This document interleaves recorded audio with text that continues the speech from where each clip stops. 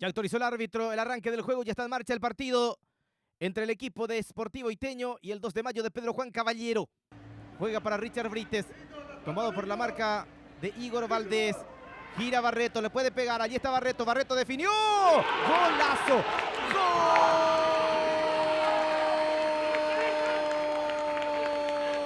¡Gol de Sportivo Iteño! Diego Fabián Barreto, qué buena sociedad con Brites, se metió en el área, tanta tranquilidad, acomodó la pelota, eludió rivales y fue claro para advertir el lugar vacío. Allí metió la pelota, no le dio potencia, sí colocación.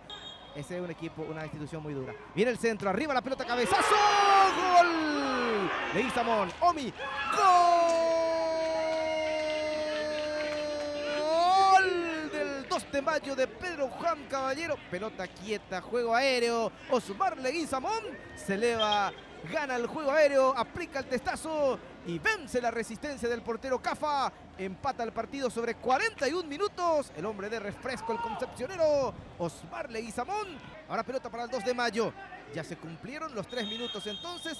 El árbitro dice terminó el partido. Fue empate entre Sportivo Iteño y 2 de mayo. Partidazo. La figura Cafa.